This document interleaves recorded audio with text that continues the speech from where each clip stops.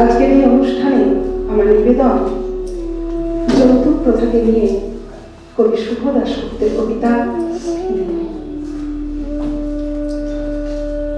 দিদি, তোর নতুন ফ্ল্যাট থেকে ঘুরে এসে মাকে বললাম সবকিছু খুঁটিয়ে খুঁটিয়ে। তোর ঝকঝকে মোজাইক মেঝে, ইমানশাল লাগানো দেয়াল, আধুনিক ডাইনিং টেবিল, জানালা দরজায় ঝুলানো দামি পর্দা, এমনকি তোর ব্যালকনিতে রাখা বাহারি পাতার টব, সবকিছুই বললাম মাকে।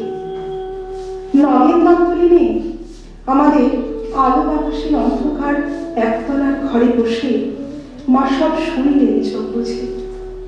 শুনতে শুনতে মার মুখে ফুটে উঠছিল হাসি, আর চোখে আসছিল জল। তোর ব্যালকনিতে দাঁড়ালে ছড়িয়ে থাকা শহরটাকে অনেক দূর পর্যন্ত দেখা যায়। বসবার ঘরের দেয়ালে নতুন কেনা একটা সুন্দর পেইন্টিং ঘরটাকে কি গাম্ভীর্যে ভরিয়ে তুলেছে। এসবটাও মাকে বললাম।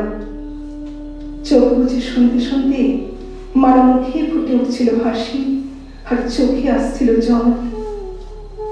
তোর চেহারাটা আগের চেয়ে অনেক ঝকঝকে সুন্দর হয়ে গেছে, ফর্সা হয়ে গেছিস অনেকটা।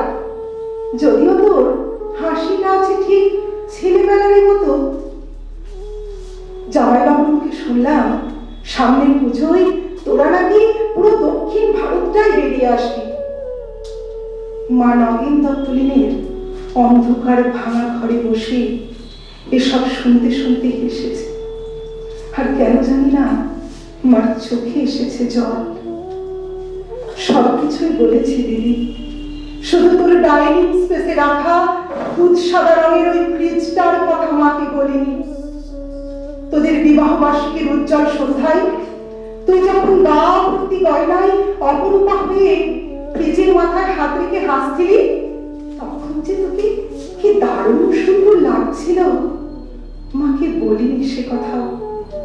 তোদের বিবাহ বার্ষিকীতে তোদের আনন্দ উজ্জ্বল অ্যাপার্টমেন্টে তুই আর জামাইবাবু যখন ফ্রিজের পাশে দাঁড়িয়ে হাসি মুখে মালা বদল করছিলি বাবুদের রসিক বন্ধুদের অনুরোধে, আর ক্যামেরা ফ্ল্যাশ ঝিলিক মেরে উঠছিল উপচে পড়া খুশির মতো, তখন ঠিক তখন আমার চোখের সামনে স্পষ্ট হয়ে উঠছিল হাসপাতালের করিডোরে বাবার ভেঙে পড়া মুখ। ভিতরে মা তখন অপারেশনের পর অচৈতন্য। ডাক্তার এসে বাবাকে বললেন চোখটা বোধ হয় আর বাঁচানো গেল না, তাও একবার চেষ্টা করে দেখতে পারেন মাদ্রাজে। যদিও সে অবশ্য অনেক টাকার ব্যাপার।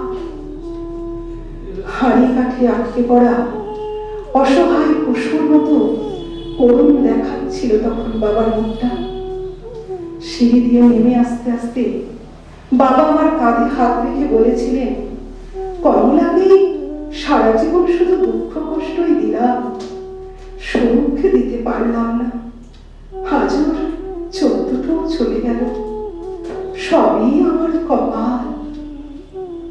দিদি, অনেক দরদস্ত চাপাচাপির পর তোর বিয়েটা যখন আরো কয়েক ভরি সোনা আর একটা ফ্রিজের দাবিতে আটকে পড়েছিল অনিশ্চয়তার ঘেরাটোপে, বাবা তখন কাউকে না জানিয়ে চড়া সুদে ধার করেছিলেন অনেক টাকা। সামান্য মাইনে প্রাইভেট কোম্পানিতে চাকরি করা বাবা বেঁচে থাকতে থাকতে অন্তত একটা মেয়েকে পার করার দুরন্ত আশায় ঝুঁকি নিয়ে ফেলেছিলেন অনেকটা। চোখের জল আর রজনীগন্ধার সৌরভকে পিছনে ফেলে তুই চলে গেলি। পড়ে রইলাম আমরা, আমি, মা, আর পড়ে রইল নগেন দত্তলেনের অন্ধকার ভাঙাচোরা ঘরে সুদের বোঝার চাপে তলিয়ে যাওয়া একটা সৎ মানুষ, তোর বাবা, আমার বাবা।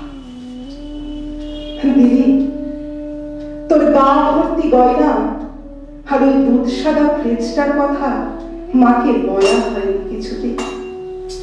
দৃষ্টির শক্তি খুয়ে বসা মাকে বাবা বলেননি কিছুই। শুধু অসহায়ের মতন মার মুখে খুঁজতেন একটু হাসি। বড় মেয়েকে ভালো ঘরে বিয়ে দেওয়ার একটু তৃপ্তি। সে হাসি খুঁজতে খুঁজতে ক্লান্ত বাবা চলে গেছে। এখন নগেন দত্তলেনের ভাঙা ঘরে মা আমি আনন্দে আছি। একটা আনন্দই বোধহয় সবচেয়ে বড় দিদি। এ বাড়িতে আর কোনোদিন সানাই বাজবে না, সাহারায় সানাই, রজনীগন্ধা, বেনারসি, হরিচুল এসব অপ্রাসঙ্গিক হয়ে থেকে যাবে চিরকাল।